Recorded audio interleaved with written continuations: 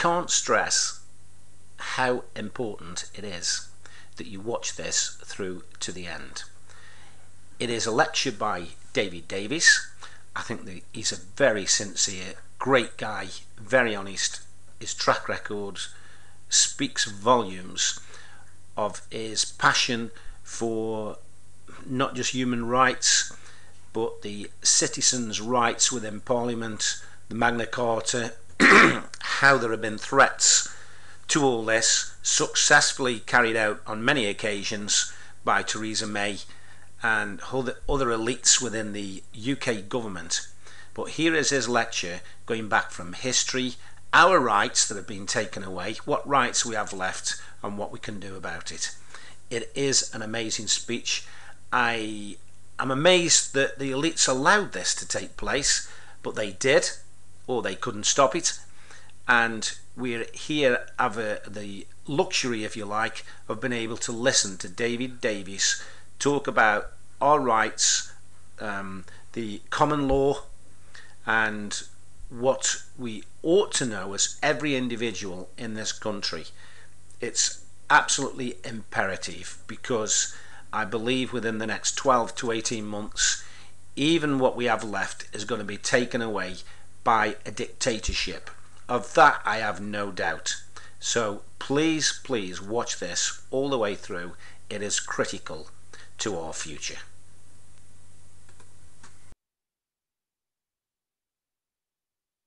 He's a very, very welcome guest. I think you're going to enjoy hearing what he has to say. And if I know David as well as I think I know him, when he has spoken, you will be in no doubt whatever as to what he has said.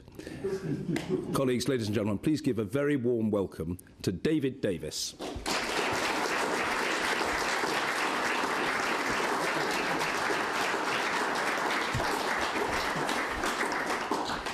It's alarming enough when you stand in front of an audience and you have someone like Philip Norton who's 10 times as expert as you are on the subject you're about to speak on. But it's even more alarming when the person who introduces you knows more about you than you know yourself. I mean, I couldn't for the life of me remember the dates of my by-election. However, the subject tonight, freedom and Parliament. And for centuries, Parliament's been a stalwart, although somewhat erratic, defender of Britain's liberties.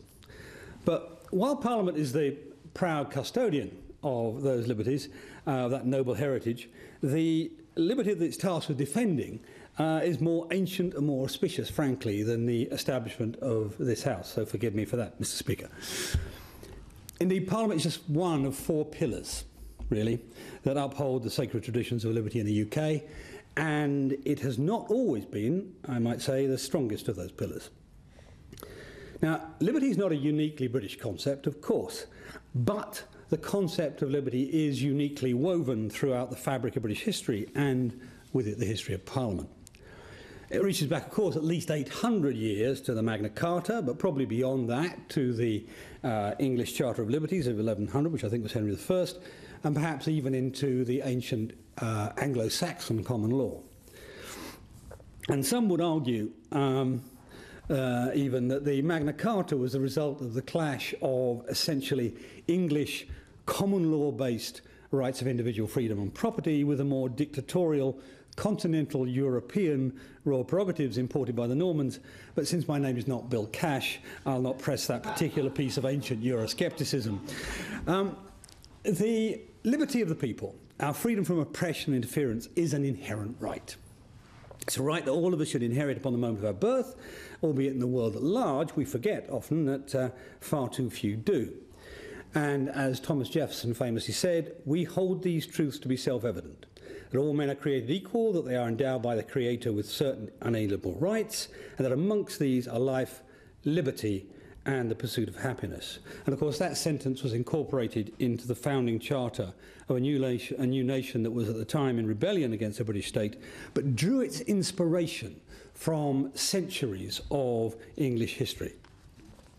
So Parliament can take pride in the role it's played in the evolution of British liberty, to the point that the concept of liberty as a primary inalienable right has been our greatest political export.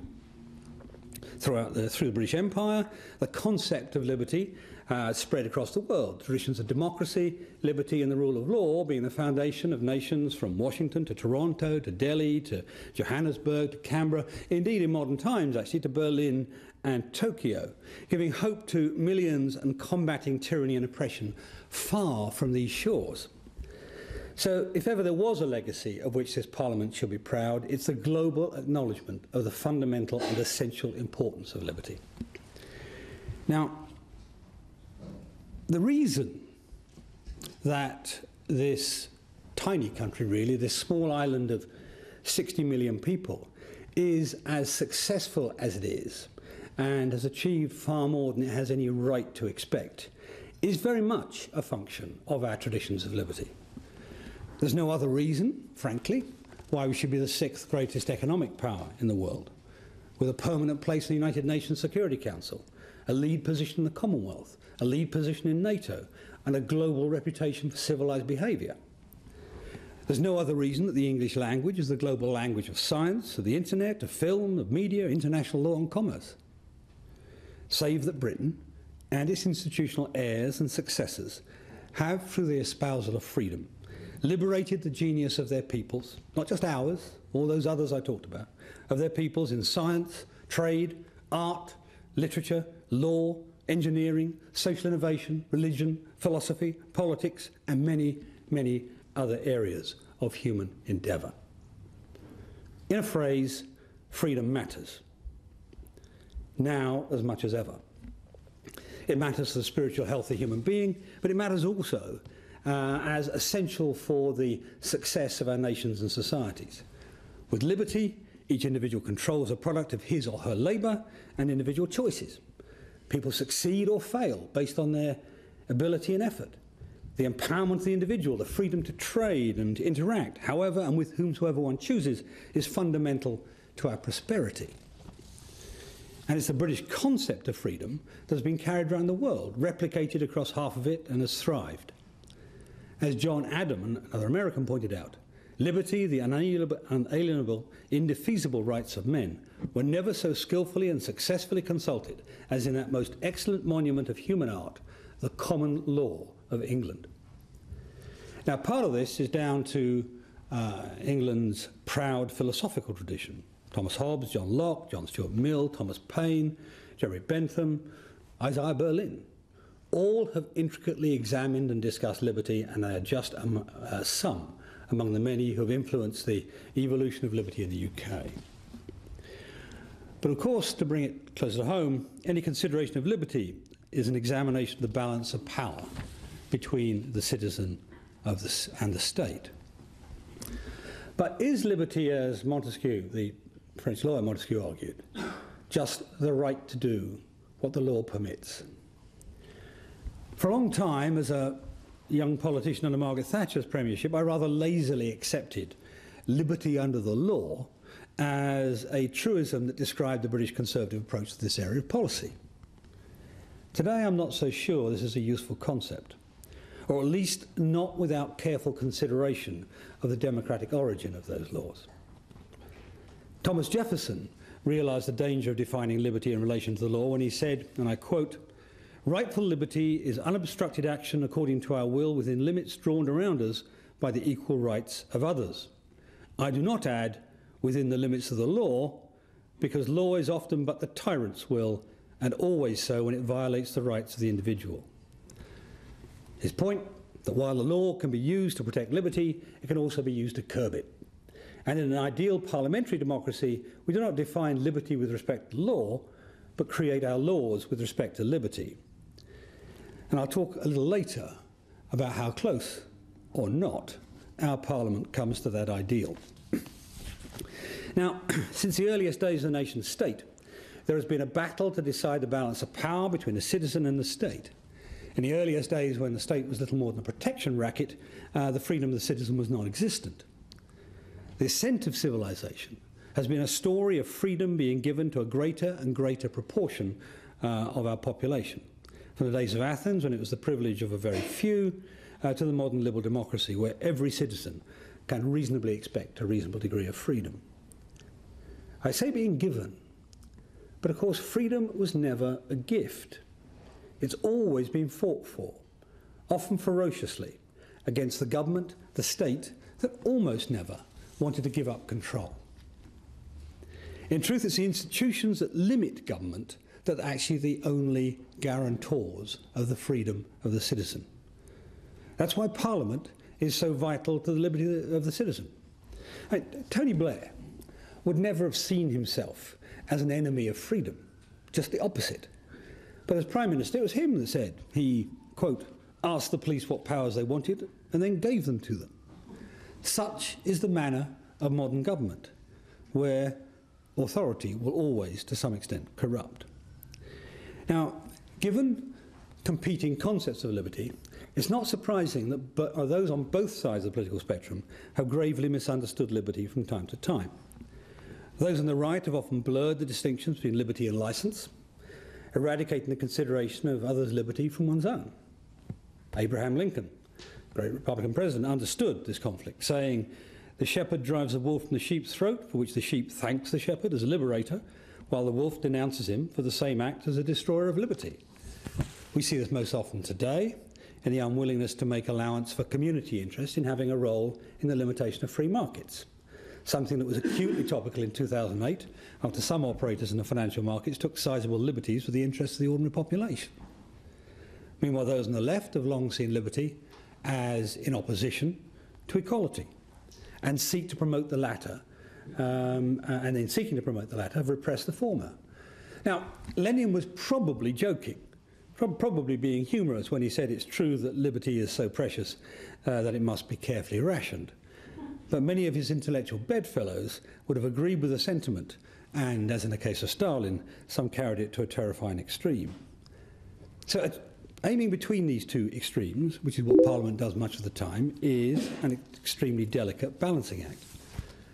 But liberty is most at threat, not when it's between those two extremes, but when the left and right agree that security can only be increased through limiting our freedoms, a bogus notion I'll return to shortly. And as I said before, Parliament is just one of four pillars that provide this balance, along with the rule of law, property rights, and a free press. All of these institutions, to a greater or lesser extent, act as guarantors of the liberty we hold dear. Now, without the rule of law and property rights, we have no liberty. Without liberty, we have no prosperity. And freedom of speech and freedom of action are the foundations of our open society, underpinning other liberties. And Parliament is at the heart of an intricate and delicate constitutional web that's evolved over centuries, designed to secure our liberty. And it is only in the last 400, maybe 350 years that Parliament has risen falteringly to the task of safeguarding our freedom. But the emergence of liberty as a fundamental principle in British politics, of course, predates even that. On June 12th next year, we celebrate the 800th anniversary of an event of extraordinary historical significance.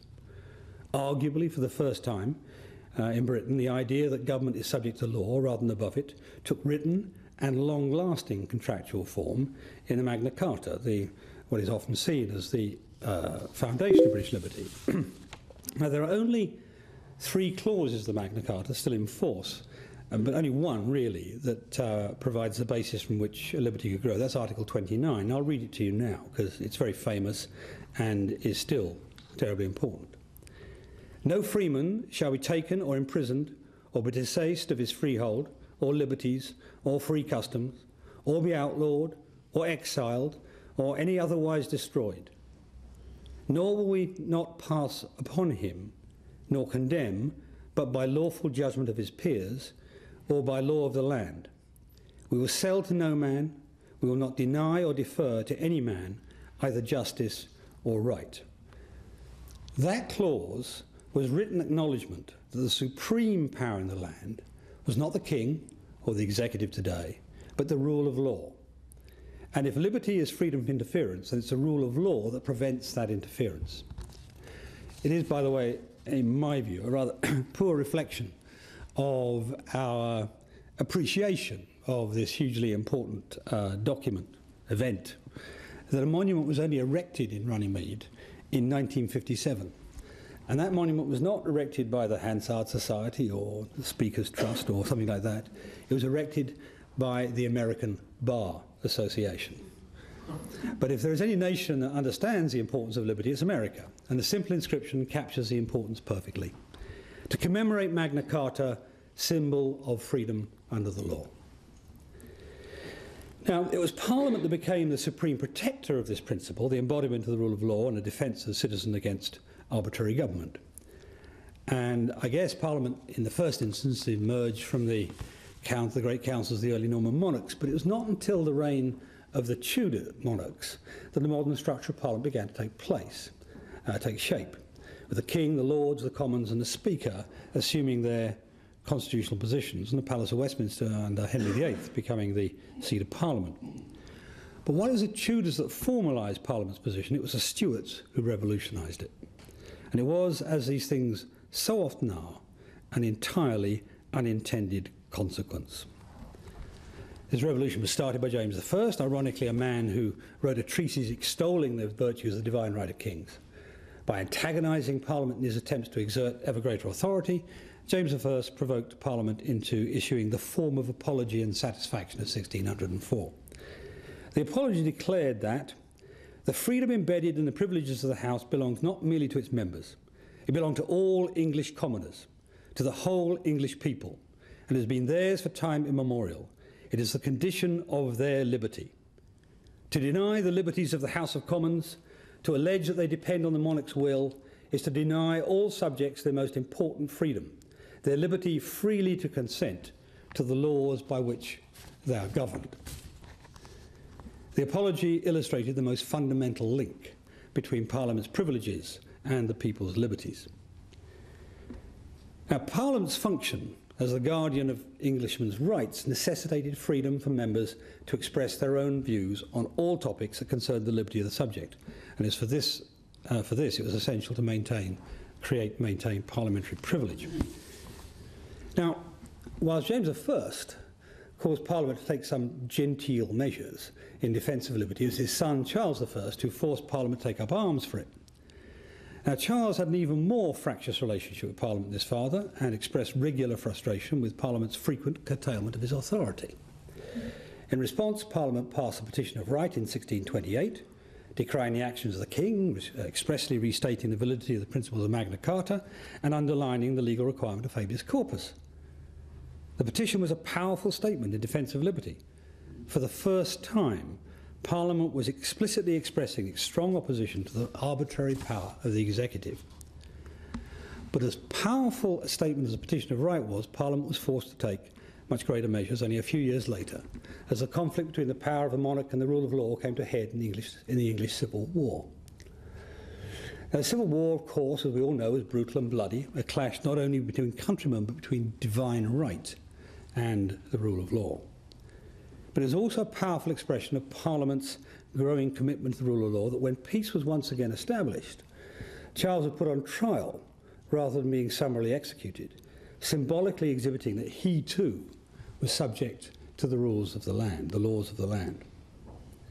Civil war usually ends in shattering of peoples and nations. It is quintessentially English that our civil law ended in a trial. Our civil war ended in a trial and the confirmation of the rule of law. And while the progress of liberty stalled during the interregnum and the Restoration, the Glorious Revolution was the last farewell gift from the Stuarts. It was a turning point, a truly sublime occurrence in the history of liberty in Britain.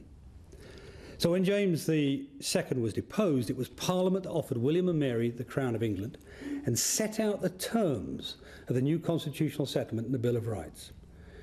National religious concerns and the side effects of the War of the Grand Alliance in Europe had delivered yet another unexpected leap forward in domestic British liberty.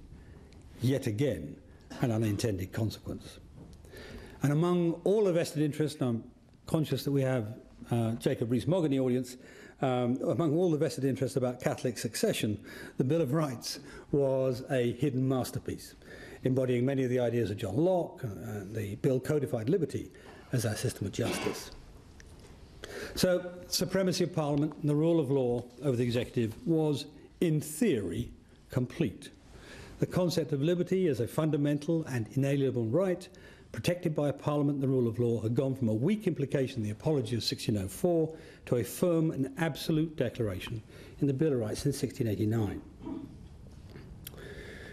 As a result, Britain became seen as a torchbearer for liberty in the civilised world.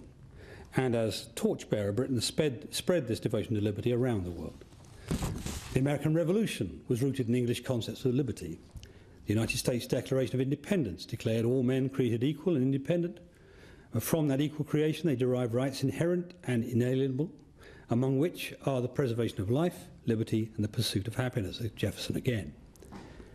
The Declaration was an expression of principles, liberty and the rule of law, for which the English had fought their Civil War a century before. So liberty's progress may have been slow, but it's been cumulatively great. We've come a long way from our early constitutional struggles, and every step of the journey is imprinted with Parliament's footstep. But of course, liberty in the UK is not just a historic question. Questions over the liberty of the British people are as important today as they have ever been. The threat no longer comes from an overpowering monarch, or the sort of terrifying existential threat put to this nation by the Nazi terror or indeed the Soviet threat. But the threat that authority presents to liberty still resides within government today. Rather than grand and obvious threats, our liberty is now subject to a slow but creeping erosion, less dramatic but far more difficult to resist. Now, I've often argued the influence of the executive over Parliament is too great. As members of Parliament, we are often too quick to give up the privileges that previous parliaments have bitterly fought to protect. As the Apology of 1604 declared, these privileges are the property of the people and are not ours to concede. And because of this steady erosion, we find ourselves in a situation where the influence of the executive over Parliament is now considerable. Government largely controls the business of the House, granting crucial power over the programme of legislation. The influence that the government gains through the control of the business of the House is immense. This makes it easy for the executive to get its way, and doubly hard for Parliament to fulfil its role of defending our freedoms. Now, responsibility for the business of the House was ceded to the government in the 1880s to counter the blocking procedural tactics of the Irish nationalists, taken from the Speaker of the day, I guess. As the government no longer faces such blocking tactics, shouldn't we think it's time to return some responsibility for the business of the House to the Speaker of the House, sir? Without control of House business, we are often left with insufficient time to debate through critical issues like Syria or English votes in the 6 minutes that the majority of MPs are routinely accorded. Compare this to the 263 minutes that backbencher Ivan Lawrence spoke for during the water fluoridation debate in 1985. Not that I'm holding that up as a model, but it does put in context our debates on really rather more important issues today. Multi-day sittings, which ought to be the normal occurrence for major events, instead are now almost non-existent outside of estimates days and finance bills. Parliament has been made to pass entire repressive acts within a single day. That's the level of esteem with which our government and most modern governments hold parliamentary debate. The Reform Committee of the last Parliament's proposal of a Business of the House Committee, comprised of representatives of all parts of the House with a direct interest, backbenchers, government and opposition, would do much to allow the House to set its own agenda, as proper separation of powers would recommend. Promised by the Conservatives and opposition, we have yet to see it implemented. And the reason it hasn't happened is it would have an astonishing effect on the activity and decisiveness of the House of Commons. The only times that the government, in my view, in this Parliament have really been held to account are during debates to a very large extent they wish had not occurred. This happened with the debate over military action in Syria, which they could not avoid, and they lost. With debate over votes for prisoners that Jack Straw and I put up in the House, and with the backbench EU referendum debate, all debates the government would rather had not happened. Then there is significant blurring between government and parliament. A large proportion of members, a growing number each parliament as the executive expands, also being members of the government. This came up in today's debate in the House, when one member pointed out that something like 150 members of the government, members of the House, were dependent in one way or another upon the government. With the government holding absolute power over career progress, members can be far less independent independent-minded than they once were. Now, despite this, this has actually been one of the most rebellious parliaments of recent times. But this has been to little effect due to the government's influence over parliament and the opposition's unwillingness at times to oppose. When the front benches agree, the power of the whip system ensures that the most effective backbench rebels are in fact neutered by numbers. Our system of patronage also remains riddled with cronyism and undemocratic practices. Despite the last government and this one committing to reform, the abuse of the patronage system is still widespread, with the upper chamber, forgive me, stuffed with political appointees and career politicians. The combination of all these factors greatly limits Parliament's ability to counter the influence of the executive and properly balance our constitutional position.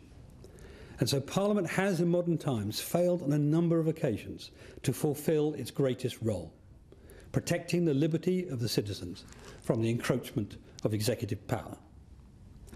It's infuriating that in the last decade or two, while Parliament has shown enormous courage in standing up for liberty, it's also shown appalling weakness in allowing its erosion. On the credit side of the balance, the House of Commons rejected, after fiery debate, the Blair government's proposal for 90 days detention without charge. It did so in the immediate aftermath of the 7/7 bombing, in which over 50 innocent people were killed. Making such clear-headed judgments is never more difficult than in the high emotional pitch, the emotional public mood that follows such atrocities. It is a huge compliment to Parliament that it did so, and, incidentally, to the courage of the 30 or so Labour MPs that broke ranks to make it happen. On the debit side, only 5 months ago, Parliament allowed the government to ram through the Data Retention and Investigatory Powers Act 2014 in one day to deal with a patently bogus emergency. Parliament allowed, with effectively no scrutiny, the sort of erosion of privacy by the state that is constitutionally banned in a number of European states, not least the German state. So Parliament can be brave and Parliament can be useless. It is, in short, erratic. I don't know whether you're cheering brave or useless there, but now, while the DRIP Act, the Data Retention and Investigatory Powers Act, in many ways represented the pinnacle of disregard for liberty and Parliament by this particular government, it's by no means the only recent undermining of our personal liberty. A huge quantity of anti-terror legislation has been rushed through Parliament in the last 3 or 4 decades without proper scrutiny. Take, for example, to cast our mind back a bit, the Prevention of Terrorism Temporary Provisions Act. I always loved temporary provisions, they never are. Temporary Provisions Act, hurried through Parliament in 1974, introduced in the aftermath of the Birmingham bombing and passed in 4 days under emergency legislation procedures. The powers it contained were described by the Home Secretary who presented it, Roy Jenkins himself, as draconian, unprecedented in peacetime. Ironically, it was steered through the House by Jenkins, the best, the most intellectually commanding, the most liberal, and the most successful Home Secretary of the 20th century. The fact that he promoted this draconian nonsense tells us the fault for these actions lies not with the individual Home Secretary or even Prime Minister, but with a systemic failure in the institution of government. Powers that are considered draconian even by those that demand them will always erode liberty and never increase our security. Social order at the expense of liberty is hardly a bargain, even if it works. And the illiberal actions in Northern Ireland made things worse, not better, which is now widely recognised.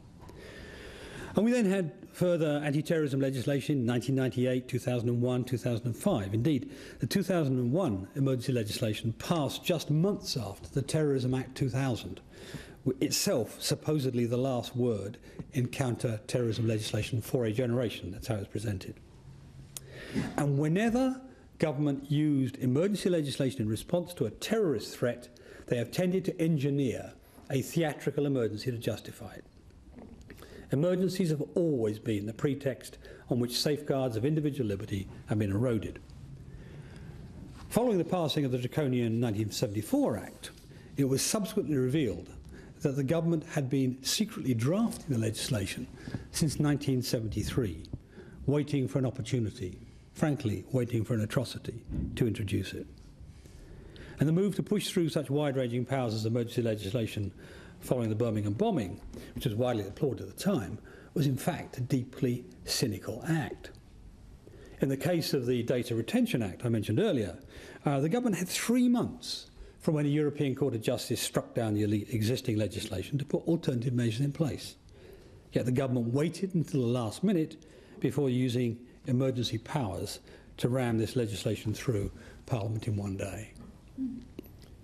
We, the parliamentarians, were prevented from fulfilling Parliament's ancient role of scrutiny and debate, limiting the ability of Parliament to defend the liberty of the people. Now, at one level, the motives of the executive are understandable.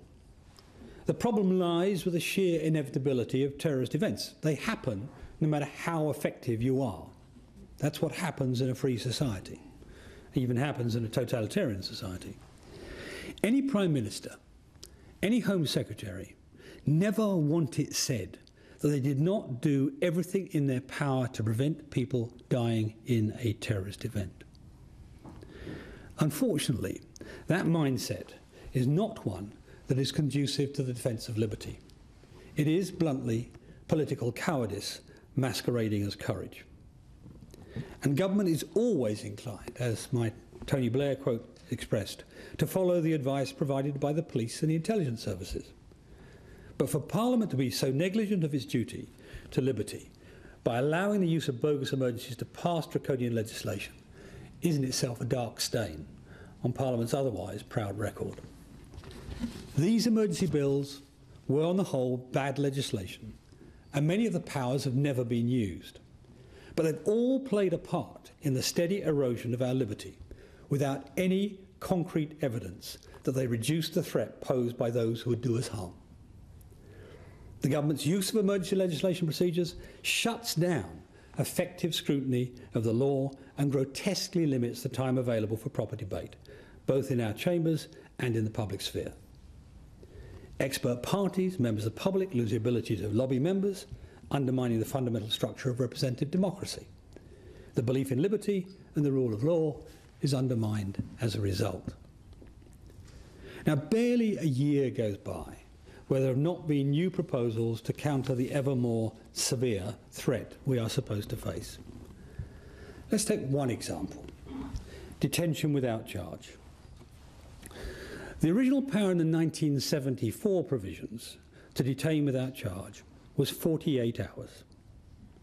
This time limit was then extended in 2000 to 7 days detention, then doubled in 2003 to 14 days. In 2006, it was increased to 28 days, although the Blair government declared that 90 days detention was required. By the way, the only other major country outside the Soviet bloc and the Chinese bloc that had 90 days was South Africa under apartheid.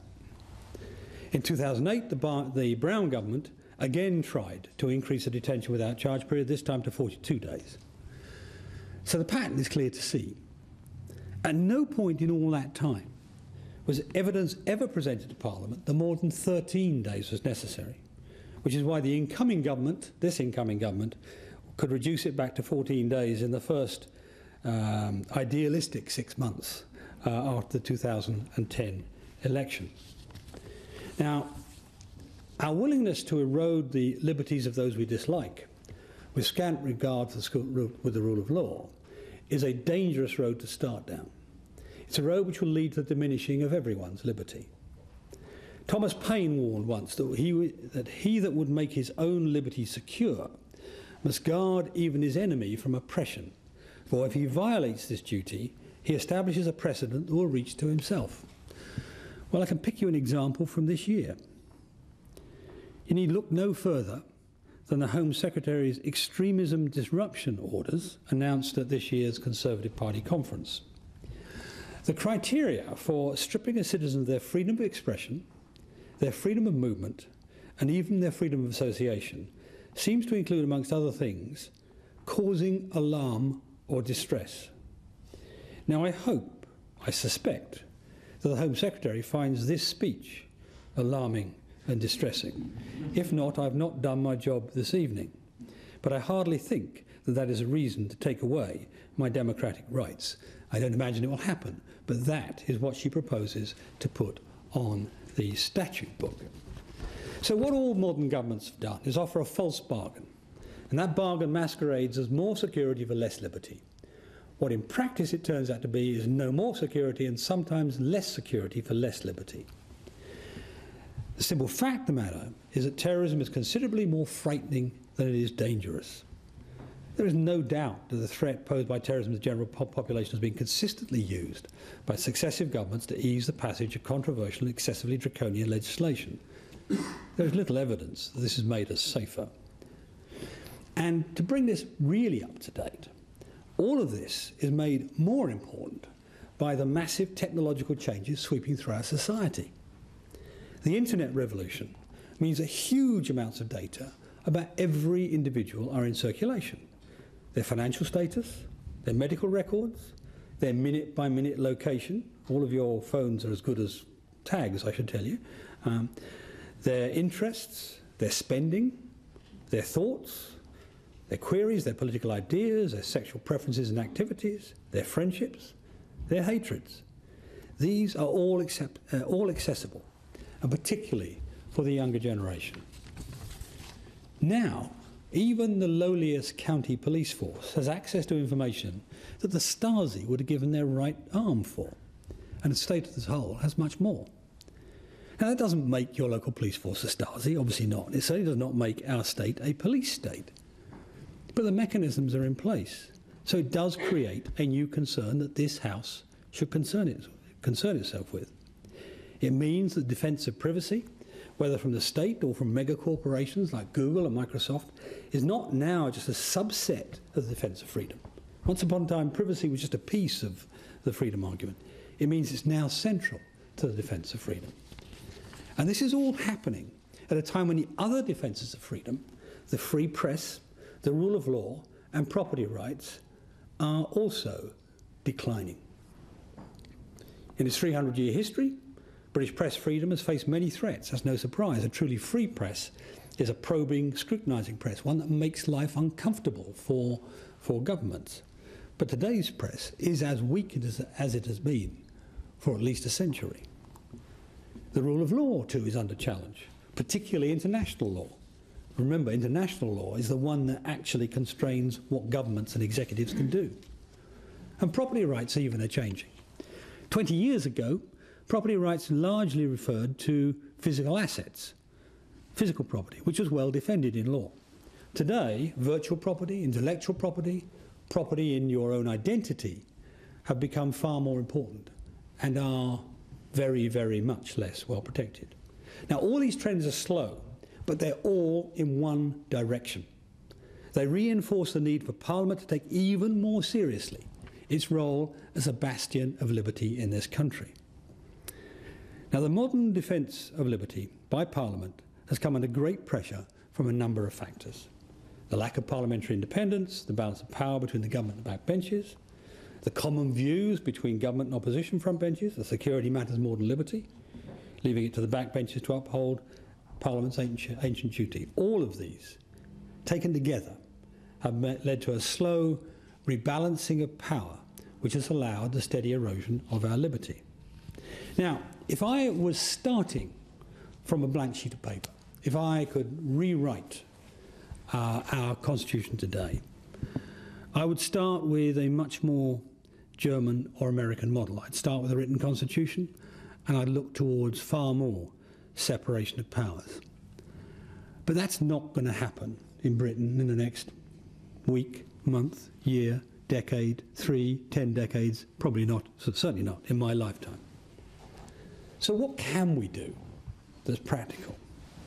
One simple, subtle, but enormously significant step would be to achieve the return of control of the House agenda to Parliament and give the right to initiate action and legislation back to Parliament itself. Then should we need to debate going to war, the Speaker could give us 2 days for debate, not 1. And we wouldn't have to analyse the whole Middle Eastern problem in 6 minutes. Should we need to debate emergency counter-terrorism, the Speaker should give us a week rather than a day. And when the Commons felt collectively that the government was not standing up for the rights of the people or was undermining them, a substantive motion or even legislation could be presented that would bind the government rather than merely advise.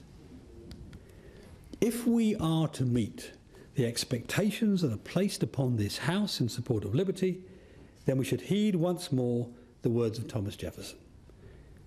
His words, and I quote, "Timid men prefer the calm of despotism to the tempestuous sea of liberty." And perhaps we should replace that timidity with more tempestuous debate. We must be bold in our confirmation and defence of the liberty of every British citizen. We must remember that the privileges and authorities of Parliament are not ours to give away. As with the liberty of the nation, we hold them on trust for our constituents and exercise them in the interests of the nation. Life, liberty and property do not exist because men have made laws and raised governments. On the contrary, it was the fact that life, liberty and property existed beforehand that caused men to make laws in the first place and base those laws on an idea. That idea is called freedom, and is still the most exciting, progressive and successful idea the world has ever known. Thank you.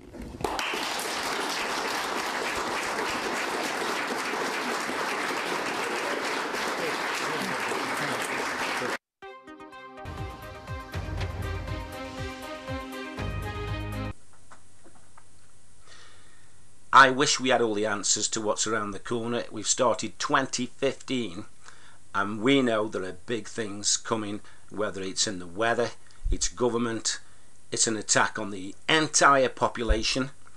But I believe this guy, I'm fairly sure he's on our side. I believe there may be other members of Parliament too that he is waking up. So let's just keep our minds open as to where help might come from. We know generally we've never been able to trust politicians, but I believe this gentleman is saying what appears to be all the right things, and he's talking to the right people. So he even stood up when Parliament took away our rights, invasion of our privacy, where they can come down without a court order, they can rubber stamp a piece of paper and kick your door down, and there is nothing you can do about it. It's pointless phoning your lawyers because their hands will be tied behind their backs. So as human beings that walk on the face of this earth, we have our common law rights, as he was discussing, and we hope that the future is a bright one, and one that's always in the rights of humankind and to our favour.